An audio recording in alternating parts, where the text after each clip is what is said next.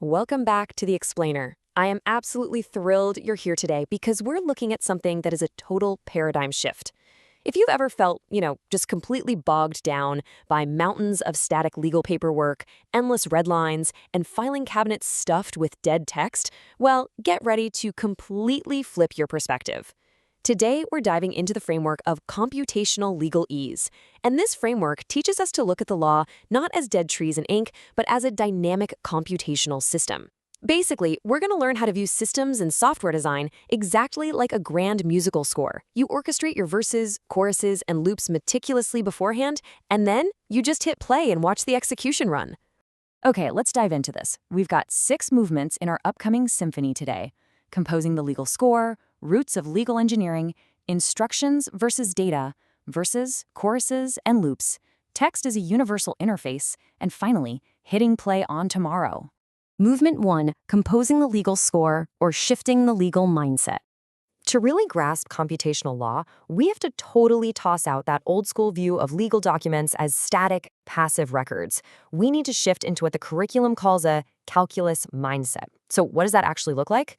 Well, our core metaphor is captured perfectly right here. Designing a system beforehand, hitting play, and watching the stage performance execute start to finish. Think about a brilliant composer, right? Writing a symphony. They orchestrate every single verse and looping chorus way before the curtain ever rises, before a single note is even played. And legal engineering works the exact same way.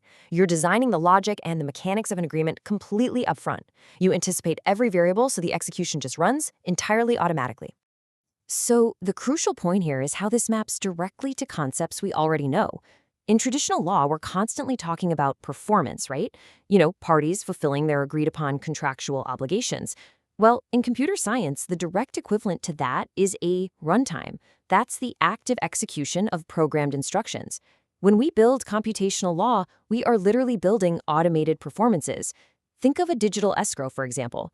It releases funds automatically the exact second a verified digital signature is detected. That active execution, that's a runtime. And why is this absolutely crucial? Because mechanizing these routine performances drastically reduces societal transaction costs. It speeds up business, and it eliminates all that endless manual friction. All right, transitioning to our second movement, roots of legal engineering from analog to digital. Now, you might be thinking this whole intersection of law and code is some brand new invention from the Web3 era, but actually, it's the very foundation of our modern digital world. Just look at these historical pioneers. Charles Goldfarb, often called the grandfather of the internet. He actually created early markup languages by digitizing traditional legal red-line drafting techniques. That's the direct precursor to the HTML powering literally every website you visit. And then there's Nick Szabo. He famously architected smart contracts long before Bitcoin was even a thing. And how did he do it? He took the fundamental legal requirement of consideration and hard-coded it to incentivize decentralized network validators. The fascinating takeaway here is that translating legal mechanics into digital architecture is quite literally what built the internet and the blockchain. Law didn't just adapt to code, it actually inspired it. Moving right along to movement 3, instructions versus data, the instruments of our composition. Just like a musician needs to intimately know their instrument to write a score, a legal engineer has to understand their tools. We have to clearly separate the logic of execution, those are our instructions, from the material being processed, which is our data. To see this decoupling in practice, just look at the contrast between a static spreadsheet and an active script. A standard Google Sheet, it's just passive data storage. It's sitting there waiting for a human to read it, interpret it, and physically do something with it. But a JavaScript script, it's a whole different ballgame. It is dynamic logic, it's actively processing and manipulating data in real time, completely on its own, making decisions based on the rules you set. In legal engineering, we're leaving that passive sheet behind and fully embracing the active script. But what's that data actually made of? Let's break down our fundamental compositional tools. In computer science, we have what are called data primitives, and they map beautifully to everyday legal drafting.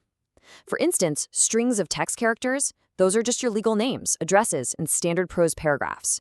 Numbers are exactly what they sound like: financial values, payment amounts, precise deadlines. And Booleans, which are strict true or false binaries, they represent the actual heartbeat of a contract. Has this specific condition been met? Yes or no?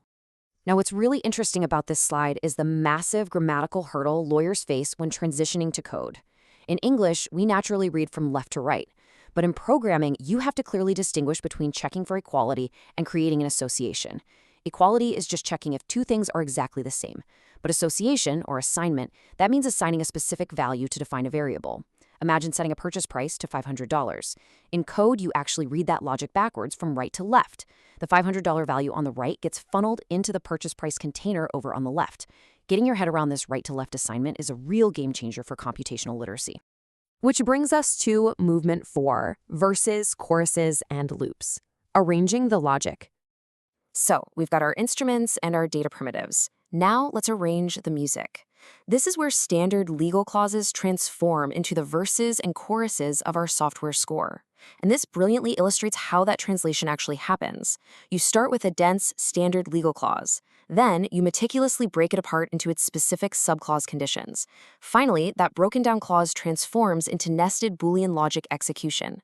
As the source material points out, those highly ambiguous and/or scopes that lawyers use all the time, they have to completely collapse into strict, deterministic conditional code. We're talking about precise if-else statements, like if the delivery is late, trigger the penalty protocol.